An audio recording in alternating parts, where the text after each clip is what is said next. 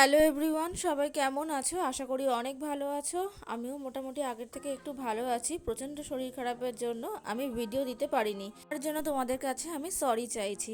যাই হোক, ভিডিওর টাইটেল আর থাম্বনেল দেখে তোমরা বুঝতেই পেরেছো আমি কোথায় গেছিলাম। হ্যাঁ, তোমরা ঠিকই ধরেছো, আমি লক্ষ্মীকান্তপুরে বামনগাছি বলে একটি মন্দিরে গেছিলাম।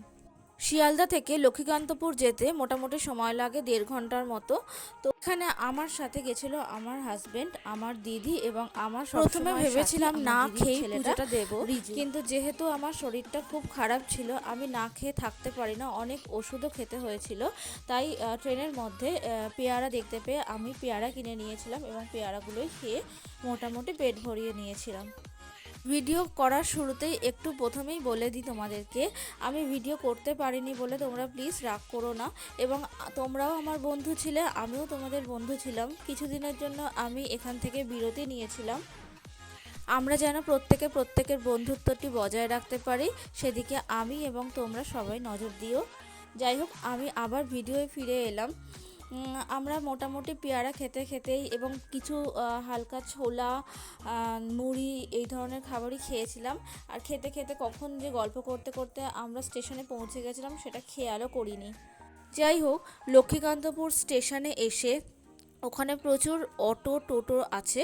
ওখানে বামনগাছি এর মন্দির যাব বললে ওরা তোমাদেরকে মন্দিরে নিয়ে চলে যাবে। তো আমরাও সেইভাবে টোটোর মাধ্যমে বামনগাছি মন্দিরে এসেছি এবং মন্দিরের শুরুতে এখানে একটা পুকুর ছিল, ওই পুকুরে একটুখানি গা হাত পা ভিজিয়ে নিয়েছি, নিয়ে আমরা চললাম মন্দিরের উদ্দেশ্যে। মা বলতো এখানে নাকি যে কোনোভাবে মানসিক করলেই সেই মানসিক সফল হয়। সেই উদ্দেশ্যে আমিও অসুস্থ হয়ে যাওয়ার জন্য একটু ঠাকুরকে পুজো দেওয়ার কথা বলেছিলাম। যাই হোক, একটু সুস্থ হতেই মন্দিরে পুজো দিতে এসেছি। মন্দিরের চারপাশে ভিডিও করা বারণ ছিল, তাও একটু লুকিয়ে ভিডিও করেছি শুধুমাত্র তোমাদেরকে দেখাবো বলে। কিছু মিষ্টি, ঠাকুরকে পুজো দেওয়ার জন্য মিষ্টি, বাতাসা, তারপর প্রসাদের জন্য অনেক কিছুই আছে। তো মোটামুটি একটা ডালা নিয়েছিলাম, ডালা নিয়ে ঠাকুরমশাইকে দিয়েও দিয়েছিলাম পুজো দেওয়ার জন্য। যেহেতু লুকিয়ে লুকিয়ে ভিডিও করছি তাই বকাও খাচ্ছিলাম ঠাকুরমশাইয়ের কাছে। যাই হোক, পুজো দিয়ে আমরা 2 ঘন্টার জন্য ওয়েট করেছিলাম, কারণ আমরা অলরেডি 11টার মধ্যে মন্দিরে চলে গেছি আর আমাদের পুজো কমপ্লিট হবে 2টোর সময়, তখনই প্রসাদ দেবে। দেওয়ার পর ঠাকুরমশাই বলেছিল ওয়েট না করতে, যাতে খেয়ে নিই। তো ওখানে মুড়ি, ঘুগনি, পরোটা এই ধরনের খাবারই বেশি পাওয়া গেছিলো। তো আমরাও মোটামুটি পরোটা, ঘুগনি আর মুড়ি খেয়েই ওই দিনে ব্রেকফাস্টটা করেছিলাম। আর প্রচণ্ড যেহেতু গরম ছিল, প্রচণ্ড গরম পড়েছিল, তাই মাঝে মাঝে লেবুর জল খেতে হচ্ছিল, লেবুর জল। আর যেহেতু রিজু গেছিল সাথে, তাই জল, লেবুর জল আর আইসক্রিম হচ্ছে বাঁধা, আর ওই প্যাকেটে করে যে পেপসি বিক্রি হয় সেটাও খেতে হয়েছে বারবার করে। যাই হোক, এত গরম পড়েছে, আর সবথেকে বড় কথা এত মানুষ পুজো দিতে গেছে এই গরমে। আমি সত্যি একটু অবাক হয়েছিলাম, প্রচুর মানুষ এই গরমের সময় পুজো দিতে গেছে। আর যার যা সফল হচ্ছে ওখানে মোরগ বলি দিয়েছে অনেকেই দেখলাম। যাই হোক, আমি দিইনি, কিন্তু অনেকেই দেখলাম মোরগ নিয়ে গেছে এবং সেই মোরগ বলি দেওয়া হচ্ছে।